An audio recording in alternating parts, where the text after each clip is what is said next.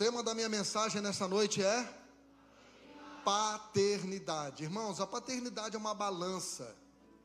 É a paternidade que determina o sucesso e o fracasso da maioria das pessoas. É mais fácil você gerar uma criança do que você ressuscitar um adulto. É mais fácil você gerar um filho do que você ressuscitar um pai. Quando nós falamos de ressuscitar um pai, eu estou falando de orfandade, que é a pior que existe, que é aquele órfão de pai vivo. É o pai que está fisicamente presente, mas emocionalmente ausente. E eu quero estar ministrando um texto que está lá em Romanos capítulo 8. O Romanos capítulo 8 é um dos textos do Novo Testamento mais preponderantes para o Evangelho. Por quê? Porque ele é muito importante. Ele começa no versículo 1 dizendo: portanto agora nenhuma condenação há para aqueles que estão em Cristo Jesus, que não andam mais segundo a carne, mas segundo o Espírito. O versículo 28 é aquele bem famoso, porque sabemos que todas as coisas contribuem juntamente para o bem daqueles que amam a Deus e que são chamados segundo o seu decreto ou propósito. Versículo 37 diz: mas em todas as coisas somos mais do que vencedores por aquele que nos amou.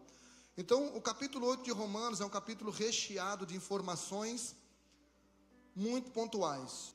Esses 4 versículos eu estarei já lendo e já dissertando. Abra o seu coração, abra a sua mente, se desarme, se prepare. Você que tem conhecimento, bagagem, bota isso agora tudo de canto e se prepare para ser alimentado pelo novo de Deus. Romanos capítulo 8, versículo 14 diz: porque todos que são guiados pelo Espírito de Deus são filhos de Deus. O que Paulo está dizendo aqui é o seguinte: porque todos, ou seja, a promessa de paternidade de Deus é para todos. A promessa de paternidade de Deus é para todas as pessoas.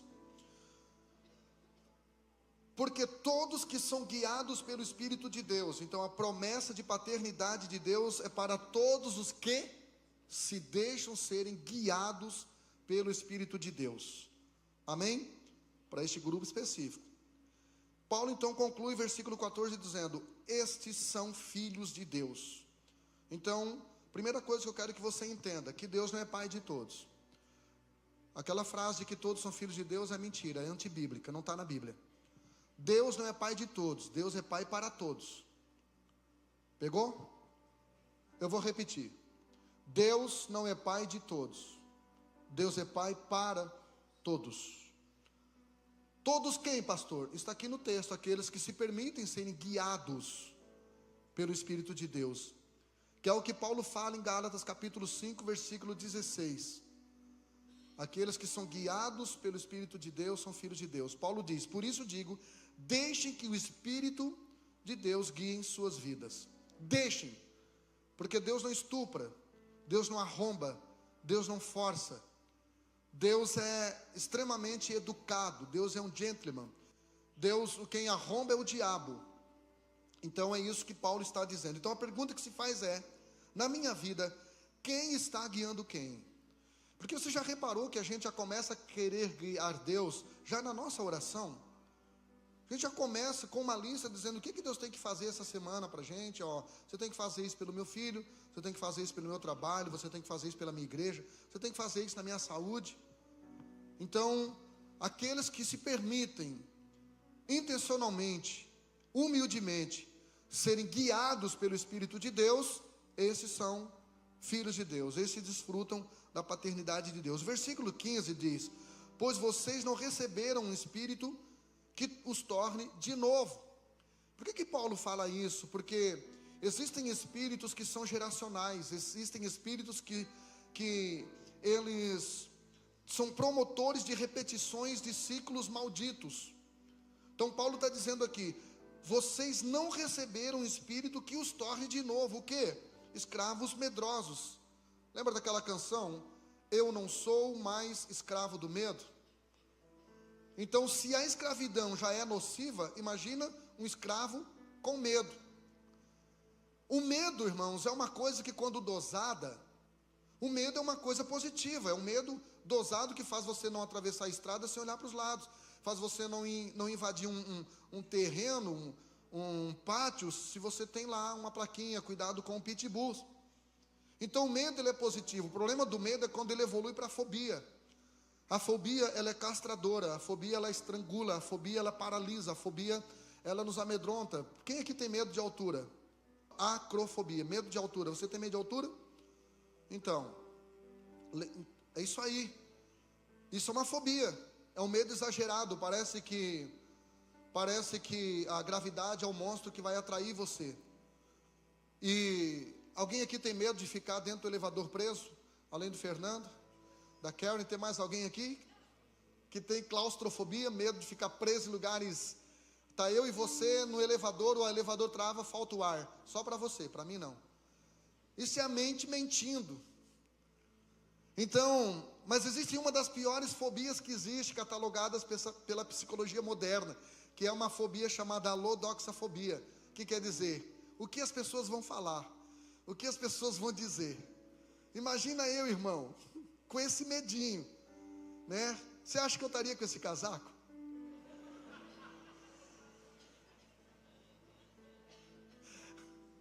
Você acha que eu estaria combinando o meu casaco com a sola do meu sapato? O mais legal desse casaco, irmão, é porque eu vi esse casaco no corpo de um pastor lá da Bahia. E aí eu fui pregar na igreja dele. Quando chegou no aeroporto, ele foi me pegar e eu disse: e aí, onde é que eu compro um casaco daquele? E a filha da minha sogra do lado disse: ixi, se você botar um casaco daquele, não sai do meu lado. Chegamos na casa do pastor para ficar hospedado. Lá estava este casaco, lavado e passado, plastificado de presente. Eu olhei para ela e disse: toma. E eu estou com esse casaco já faz uns 2 anos, irmão, só usei 2 vezes realmente. Mas brincadeiras à parte, existem muitas pessoas, existem músicas que não são gravadas, músicas que não são compostas, livros que não são escritos, vídeos que não são gravados, cursos que não são feitos, faculdades que não são realizadas por causa do medo do que os outros vão falar, vão dizer. Paulo está dizendo: você não recebeu um espírito para você de novo ficar um escravo medroso. O que nós recebemos, Paulo? Nós recebemos sim o Espírito de Deus. O Espírito de Deus é o maior presente de Deus para nós, irmãos. Amém? A presença de Deus é melhor que o poder de Deus. Vou repetir: a presença de Deus é melhor do que o poder de Deus. A comunhão com Deus é melhor que a unção de Deus. Amém? Você pode dizer amém? A intimidade com Deus é melhor do que uma autoridade de Deus. Intimidade. E aí ele termina o versículo dizendo: o Espírito de Deus que os adotou como seus próprios filhos. Esse texto aqui de Romanos desfaz uma das maiores heresias que o diabo inseriu no meio da religião, que é a paternidade incondicional e universal de Deus. Vou repetir: a paternidade incondicional e universal de Deus. Deus é pai de todo mundo, independente daquilo que você faz ou deixa de fazer. Mentira! Deus não é pai de todos, Deus é pai para todos. Por isso que quando Jesus nos mandou a igreja ir por todo mundo e pregar o evangelho, ele disse: a toda criatura, Marcos 16:15. Não é a todos os filhos, porque se já fosse filho, já seria herdeiro, não haveria necessidade de ouvir o evangelho. Por isso que em João capítulo 1, versículo 11 está escrito: Jesus veio para o que era seus, ou seja, para os judeus, mas os seus não receberam. Não receberam por quê, pastor? Porque ele não se adequou à expectativa humana, às carências humanas. Eles queriam um rei que nascesse num palácio, ele nasceu numa estrebaria. Eles queriam um rei que entrasse em Jerusalém num cavalo branco, animal de guerra, e libertasse eles de Roma. Ele entrou num jumentinho, animal de serviço, de carga, para libertar eles deles. Foi isso que nós cantamos nessa noite: ele me libertou de mim. Eles queriam um rei político que libertasse eles do império de Roma, e Jesus veio para os libertar do império das trevas e os transportar para um reino de luz. Aleluia!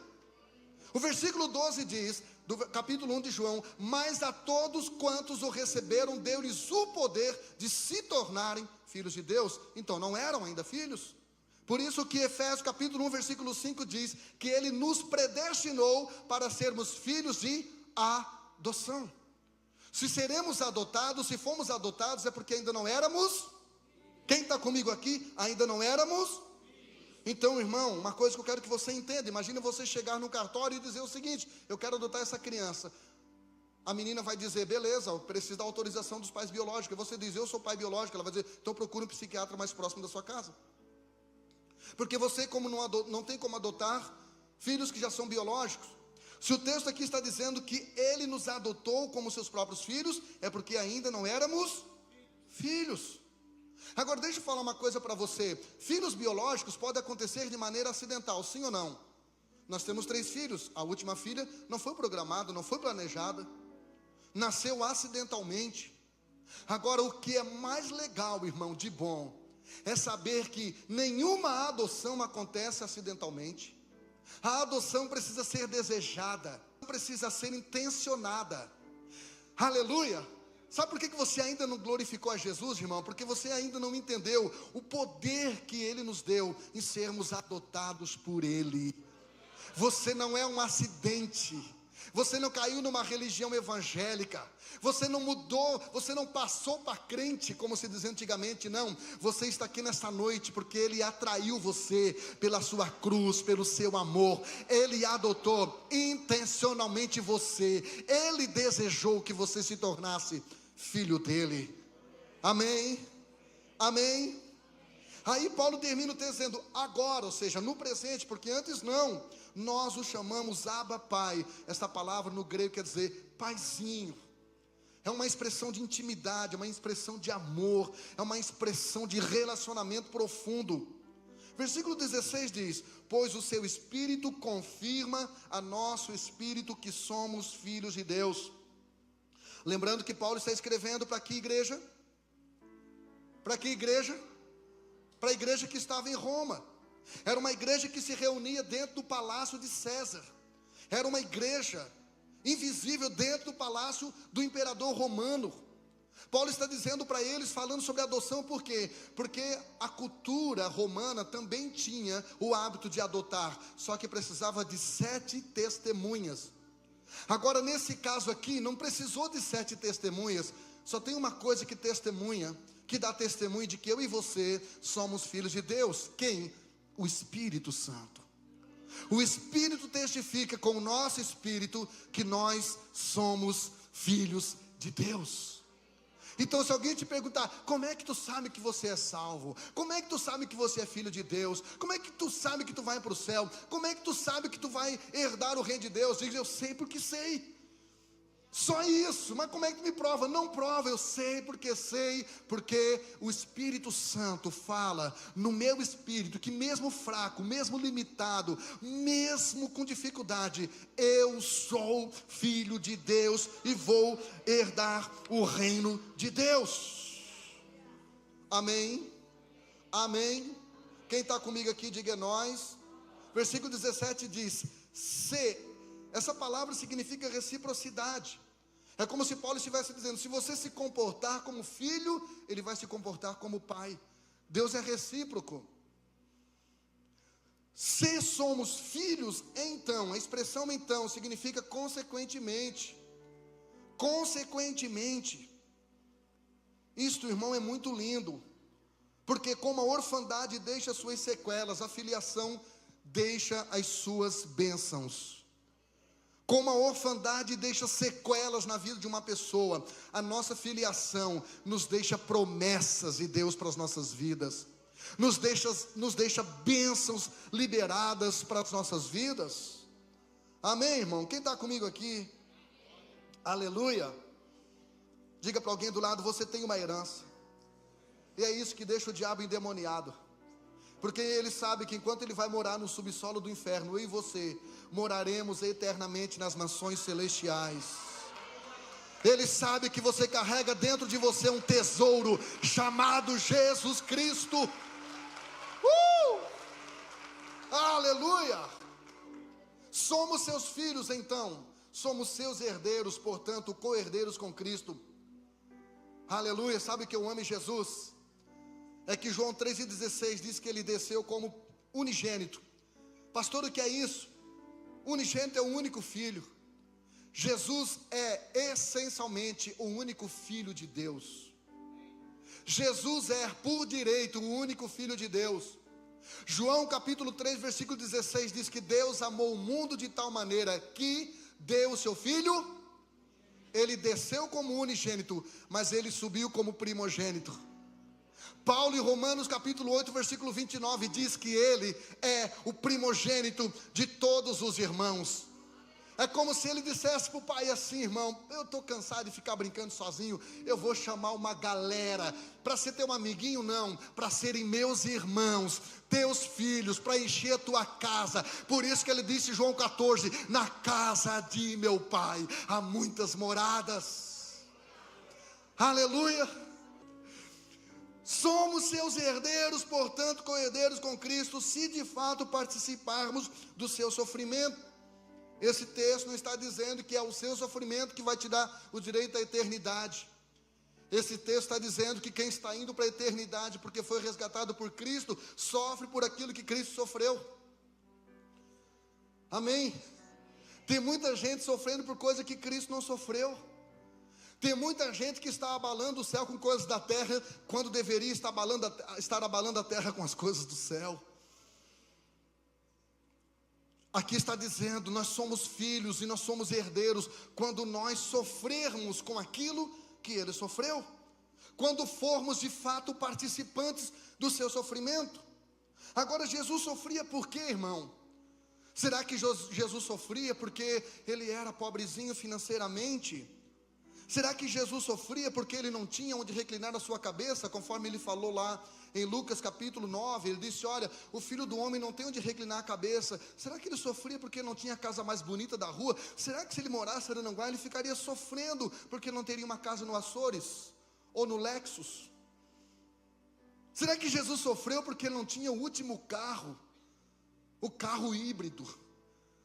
Eu andei essa semana num carro híbrido, irmão. Mas é tudo de bom. Eu disse, já ligou? Ele disse, tá, já está ligado. Não, que barulho? Não tem barulho. Jesus, irmão, ele não sofreu porque ele não andou no jumento, porque ele não tinha nem um jumentinho 0 quilômetro. Aquele jumentinho que ele andou, irmão, 0 quilômetro, não era dele, era emprestado. Jesus sofria pelo quê, irmãos? Ele sofreu em Mateus capítulo 15, quando ele viu uma multidão sem comida. É isso que tem que fazer a gente sofrer, irmão. Araranguá, ter tanta gente. Ontem aqui tinha quase 200 famílias.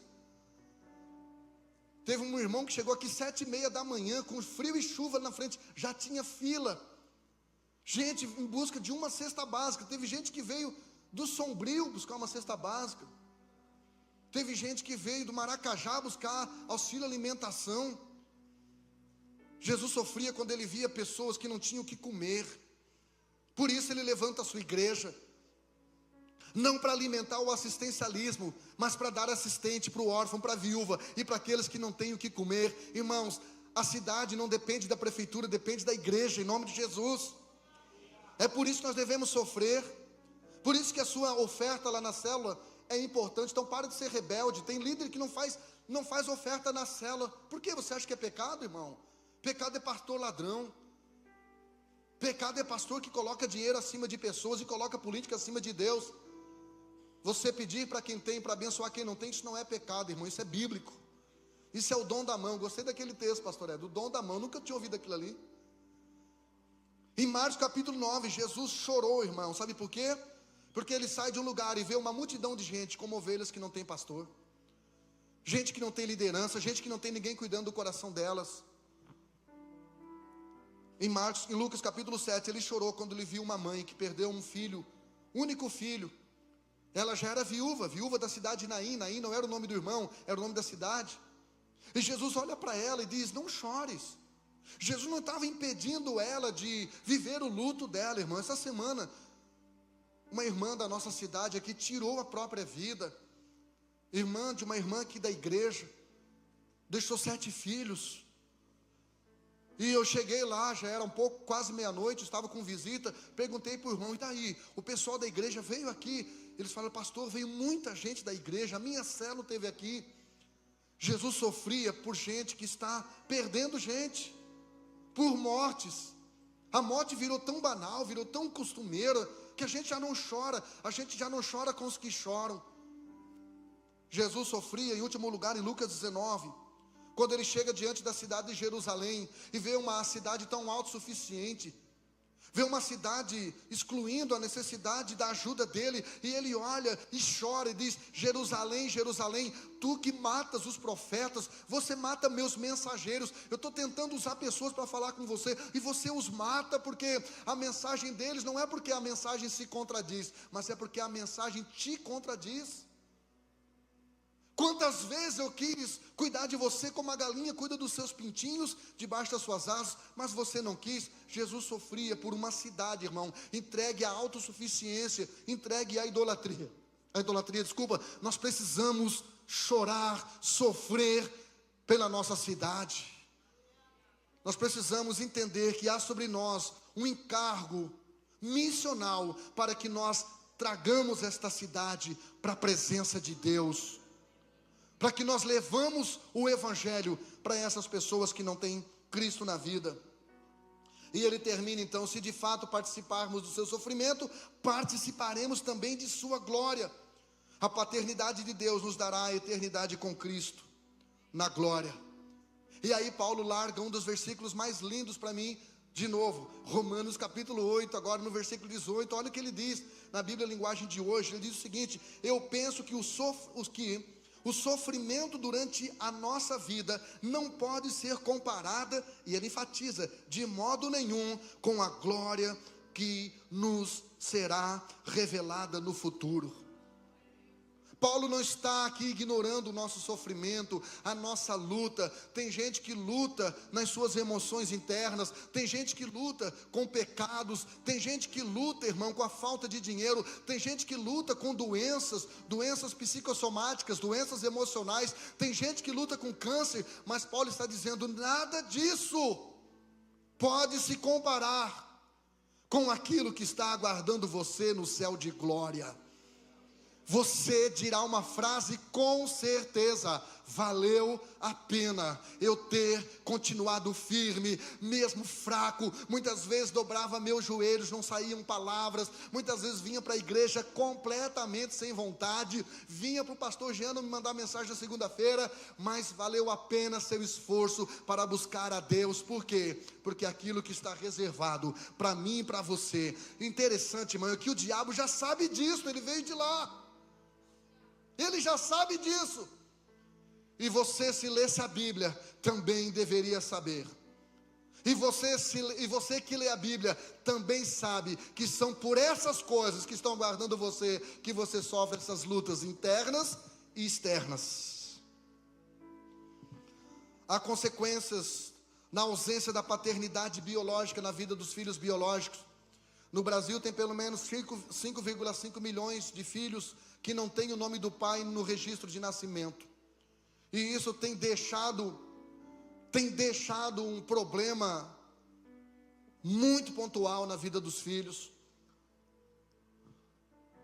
A falta de paternidade, a falta de presença dos pais biológicos na vida dos filhos, a primeira coisa que causa é a pobreza, a acomodação.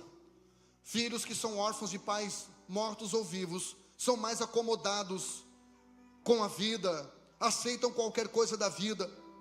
Também são mais agressivos, ou seja, agressividade. Filhos sem a figura paternas são de níveis de agressividade mais elevados. Por quê, pastor? Por causa da desestabilidade emocional. Crianças agressivas. Quem trabalha nas escolas sabe disso. As professoras ali embaixo falam coisas que os seus filhos falam ali. Eu só não arrepio o cabelo, você sabe por quê? Terceira coisa que a falta da figura paterna causa na vida de uma criança: prisão. 92% da população carcerária é composta por homens, e geralmente homens órfãos de pais mortos ou vivos. Também gravidez precoce. Filhos sem a figura paterna são 7 vezes mais propensos a entrar na pornografia, na promiscuidade sexual.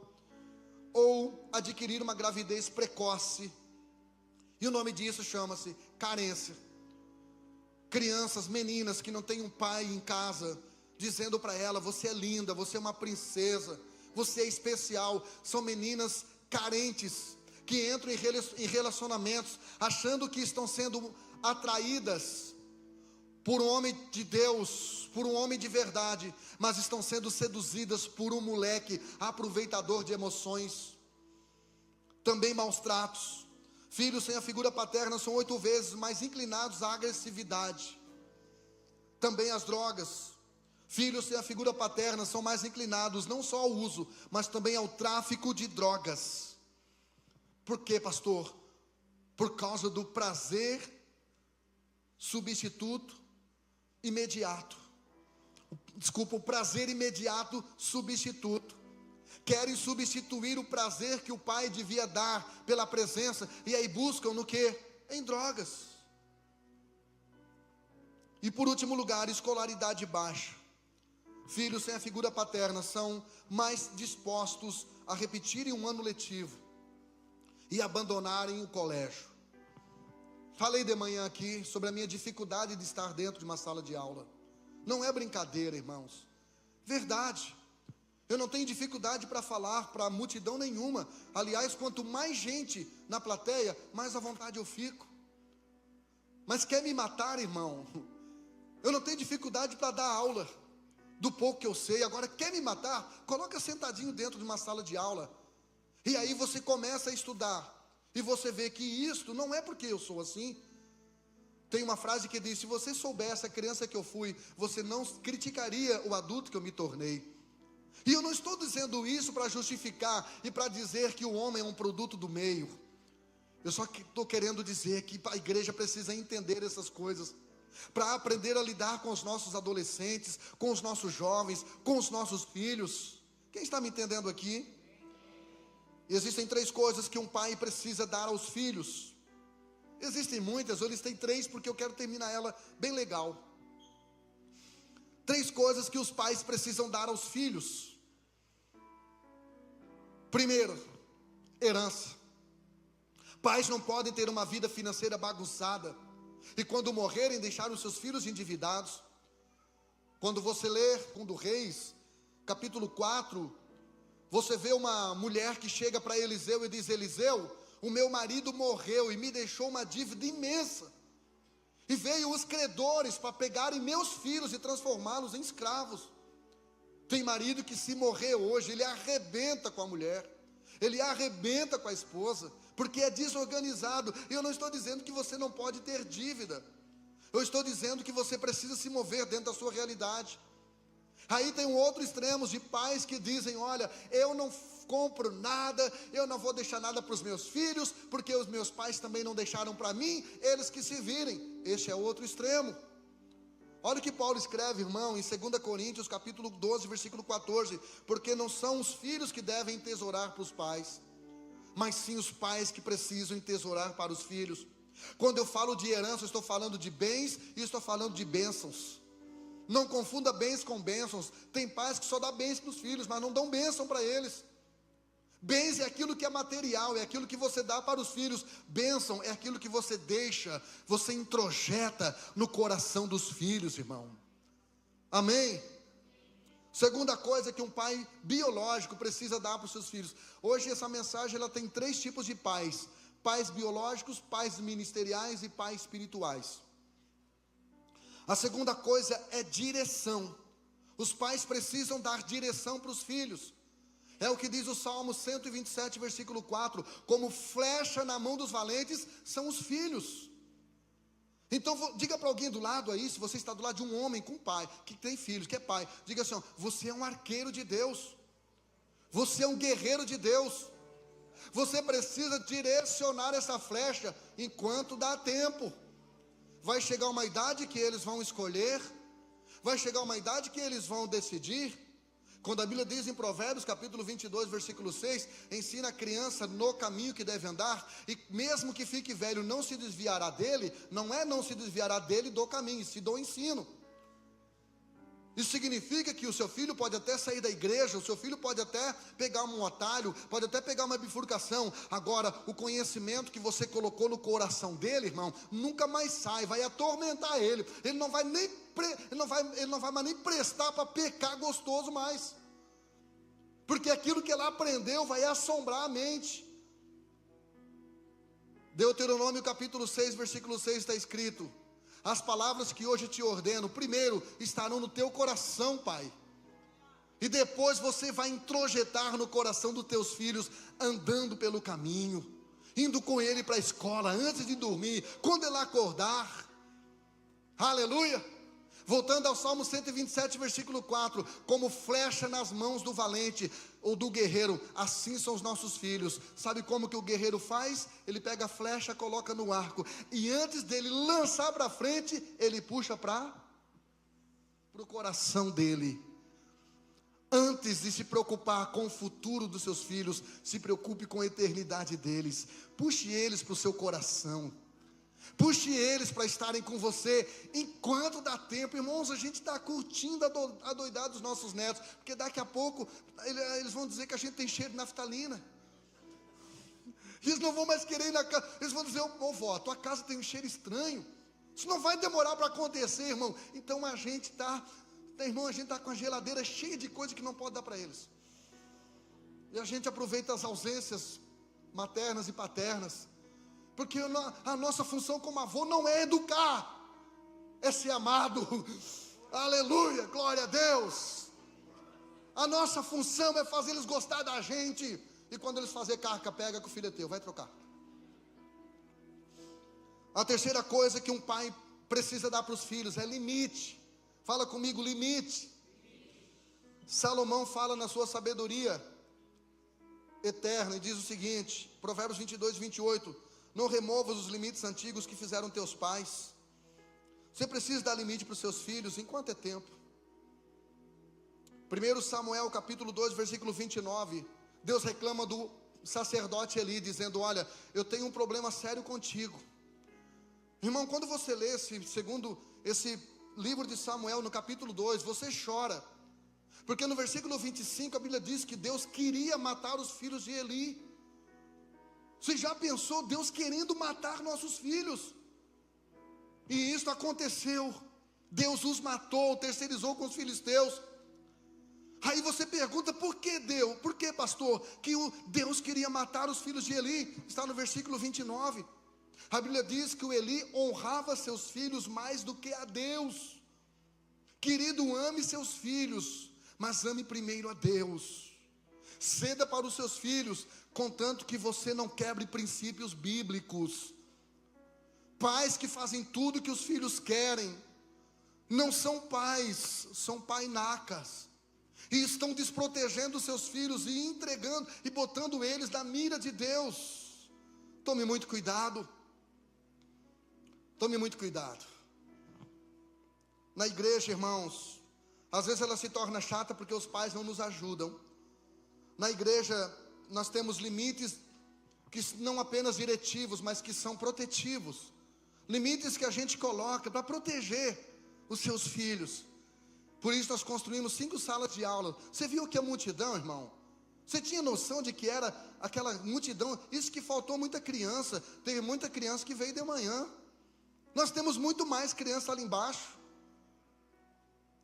Por isso, eu fico, irmão, pensando, pais que às vezes durante o louvor, o filho está ali sentado, rodando o feed do Instagram, ou no joguinho. Nos ajude a te ajudar, irmão. A igreja tem limites que não apenas são diretivos, mas também são protetivos. Por isso nós temos o UP. O Tavinho está aí hoje? Tavinho? Estava lindo demais ontem, não estava, Tavinho? Mas fala para mim, faltou ou não faltou alguns pais que você conhece? Faltou muitos pais, é lastimável. Mas o meu filho não quer ir. E amanhã, se ele não quiser ir para a escola, irmão? Esse moleque com 10, que idade é o UP? 11, 12, 13. Mas se amanhã não quiser ir para a escola, daí você vai deixar ele dormindo? E se o teu filho não quiser tomar banho, você vai deixar ele virar o João Felpudo? Se dependesse da vontade dos seus filhos, eles estariam banguelas, estariam sem dentes, porque eles não escovariam os dentes nunca. Pelo menos 3 meses do inverno, não escovariam. Concorda comigo? Nós temos o Pretinhos, o Up, nós temos o Step, né, Joás? Agora tem o Retiro. Eu acredito que os pais vão fazer um grande esforço para que os seus filhos estejam lá, né? Eu acredito nisso. Eu acredito que os pais estão fazendo um grande esforço para trazer os filhos, para mandarem os filhos aqui para o Interligados, para eles estarem aqui, num contexto social, com gente que está aí caminhando para o mesmo lugar, que está falando a mesma linguagem. Então a igreja, ela precisa colocar alguns limites diretivos e protetivos. Por isso que a igreja não aprova, não abençoa namoro precoce. Nós não abençoamos. Nós não abençoamos namoro de menino que não trabalha, de menina que não sabe lavar uma louça, como diz a minha sogra. Não sabe quando vai esquentar água para fazer café, queima a água. E quer beijar na boca. Ai, pastor, mas é namorico. Meu pai, pelo amor de Deus. Deixa eu passar um dado para você. Nascem 32 mil crianças e meninas no Brasil por ano, de meninas de 11 a 14 anos, 32 mil, e os pais dessa criança ainda estão brincando de skate. Não deixe o seu filho ir no baile da formatura. Cuidado com seu filho frequentando festinhas de amiguinhos não crentes. Irmão, festa de crente já está uma luta. Porque é 2 musiquinhas, pisa, pisa, pisa no inimigo, e 2,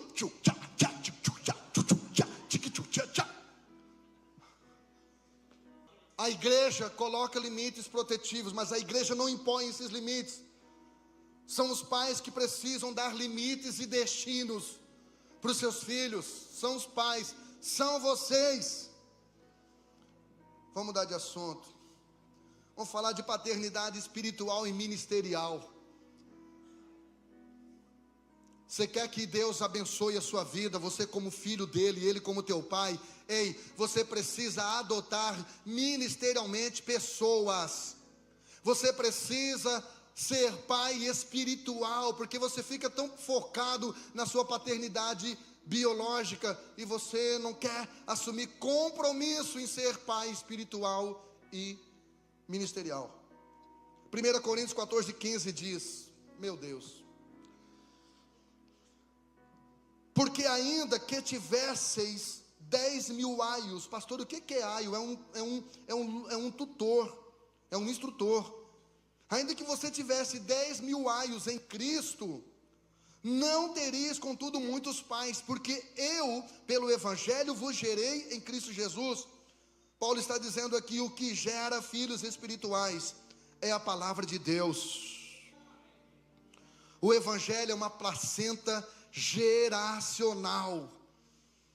As pessoas podem frequentar uma célula, as pessoas podem frequentar um culto, as pessoas podem frequentar uma igreja, as pessoas podem ter uma religião, mas se elas não se permitirem serem geradas e regeneradas pelo poder do Evangelho, elas não se tornarão filhas de Deus. Filhos ministeriais, 1 Timóteo 1:2, Paulo disse, escreva você, Timóteo, meu verdadeiro filho. Sempre que a Bíblia destaca o verdadeiro, é porque existe o falso. Quem é o falso? É o bastardo. Pastor, o que é um filho bastardo? É um filho que é filho do pai, mas não é filho da mãe. Davi era um filho só do pai, mas não era filho da mãe. Ele era filho de outra mãe, e por isso seus irmãos o excluíam. Por isso ele era ruivo. Por isso ele disse no Salmo 51, em pecado eu fui formado. Porque provavelmente foi vítima de um relacionamento de infidelidade conjugal. Existem pessoas que querem ser filhas só de Deus, mas não querem ser filhas da mãe. Elas não querem uma igreja ditando regras, elas não querem uma igreja que os instrua, elas não querem uma igreja que as discipline, elas não querem uma igreja que as confronte, elas não querem uma igreja que as cobre.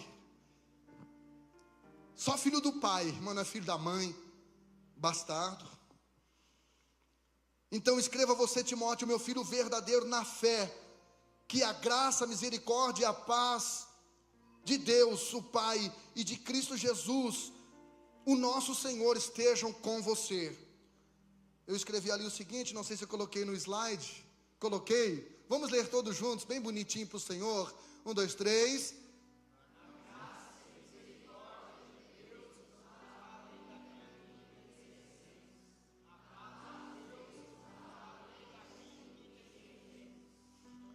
Vamos ler de novo agora, tipo assim, quinta série.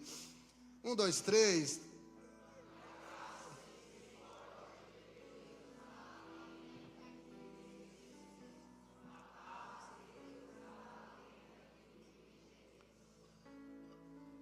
Graça e misericórdia é aquilo que a gente não merece.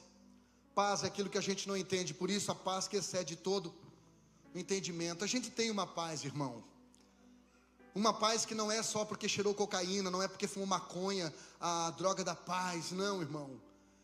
A gente tem essa paz porque o príncipe da paz está dentro de nós, e é isso que faz a gente começar a segunda-feira, como se fosse sexta-feira.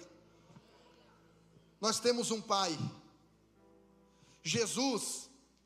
Como que ele lidava com a orfandade? João 14:18, ele diz, não vos deixarei órfão.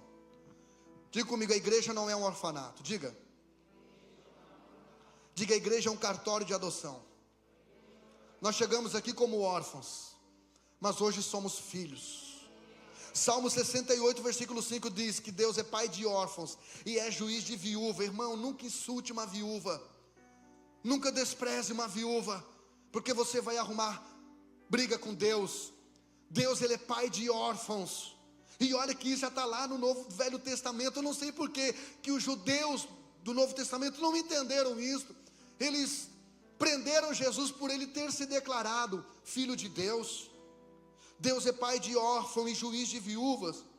É no seu lugar santo, irmão. Quando você coloca Deus no lugar certo, as desgraças geradas pela orfandade dão lugar aos milagres gerados pela paternidade.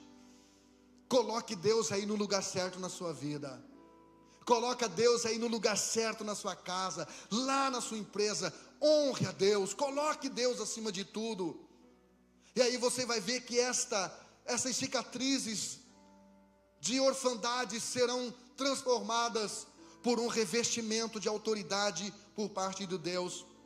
Deus é um pai que nos dá coisas boas, amém?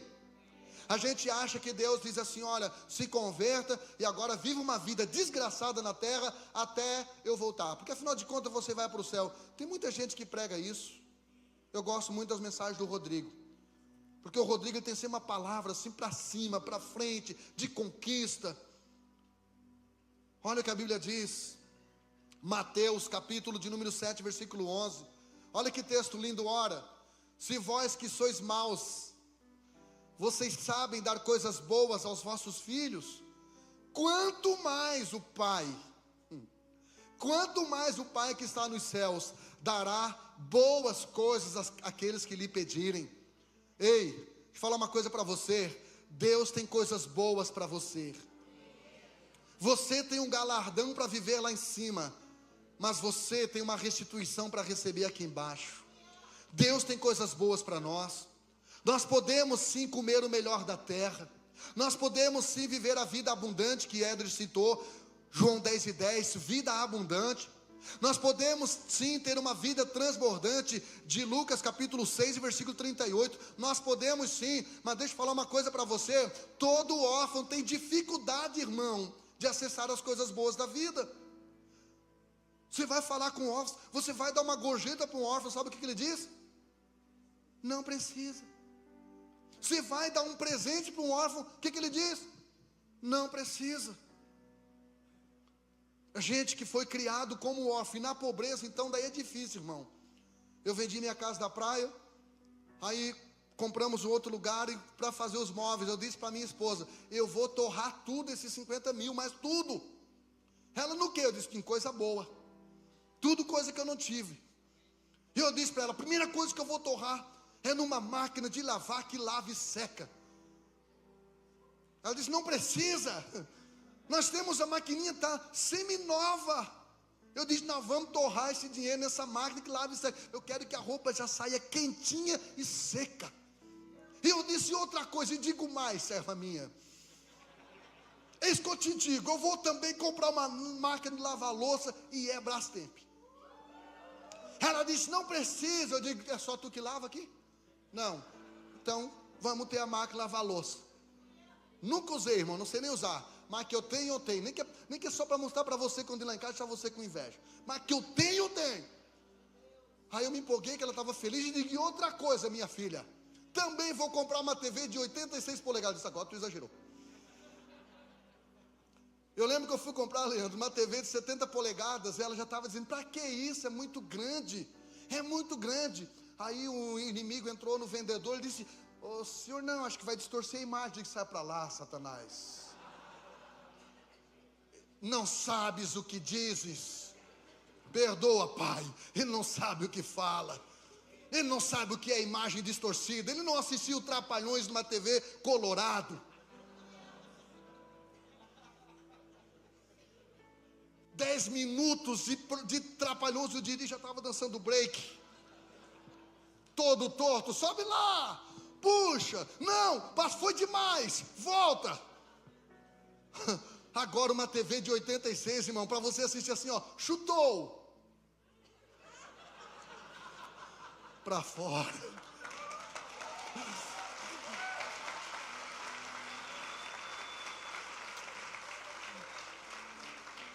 Irmão, eu não quero incentivar você a se endividar. Mas, pastor, por que você é doido por TV grande? Você assiste muito TV? Assisto pouquíssimo, irmão. Isso é lá da minha infância. Cadê a Júlia? Eu queria assistir os Trapalhões, desculpa, o Hulk, à tarde. O Hulk, no tempo que o Hulk era verde. Lou Ferrigno, bombado mesmo. Músculo natural, não dava pulo de 50 metros, não. Era uma coisa mais... Eu queria assistir na casa da tia Tonha, ela não deixava, Júlia. E olha que eu era um menino muito educado, muito calminho. Ela não deixava e eu ficava espiando debaixo da greta da casa. A sorte que a casa dela era cheia de greta. Eu ficava espiando pela greta da porta, irmãos. O Hulk. Quando o David Brenner saía com aquela musiquinha triste, chorava. Tadinho do David Brenner, parecia que era meu parente. Então, irmão, eu queria assistir os Trapalhões, não tinha TV. Eu queria assistir o Hulk. Agora, irmão, só não compro uma de 100 polegadas, porque vai tapar o painel todo. E não interessa o valor, interessa em quantas vezes. 24 vezes para pagar. Daqui 5 anos a gente quita, está tudo certo. Você precisa acreditar nesse texto, irmão. Jesus disse, você que é ruinzinho, você já gosta de dar coisa boa para o teu filho, você gosta de ver ele com um sorriso na cara, você gosta quando diz, obrigado, pai. Imagine Deus.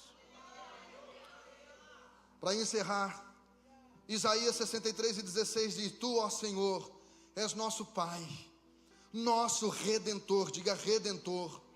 Desde a antiguidade é o teu nome, querido, a religião nos apresentou um Senhor, mas a Bíblia aqui nos apresenta um genitor que é Redentor. Agora a gente ouve essa palavra Redentor. O Gilmar cantou hoje que ele era Redentor. Não sei se você prestou atenção na música, a segunda música foi cantada. E a gente cita Jó capítulo 19, versículo 25, né? Eu sei que o meu Redentor vive e que ele se levantará nos últimos dias na face da terra em meu favor. E a gente não sabe a profundidade dessa palavra Redentor. Essa palavra no hebraico é Gael. Redentor é um parente muito rico, muito próspero, que quando você por endividamento, quando você por falta de gestão, quando você por ter administrado errado, você perdeu aquilo que era seu, foi tirado aquilo que era seu, você precisou penhorar aquilo que era seu, você precisou vender aquilo que era seu, esse Redentor, esse parente próximo e próspero vem, vai lá, compra tudo de novo e te entrega de mão beijada e diz, pega, estou te devolvendo. Você consegue ver esse pai com esta visão, com esse prisma? Você consegue olhar esse Deus desta maneira? Pastor, mas eu fiz tanta caca na vida, eu fiz tanta burrada, Eu fiz tanta coisa errada, eu administrei muito mal aquilo que Deus me deu, e eu acho que eu não vou mais viver, querido. Você tem um Pai que é redentor, um Pai que não apenas tem galardão para você no céu, mas tem restituição para você na terra. Por favor, a banda sobe e você fica em pé aplaudindo ao nome do Senhor. Aleluia. De manhã, quando eu ministrei essa palavra, eu fiz o apelo, e um homem que 15 anos frequentava a igreja junto com a mulher, nunca aceitou a Jesus, resolveu entregar seu coração a Jesus, porque foi apresentado para ele um Pai que tem galardão, mas também tem herança, tem restituição e tem eternidade.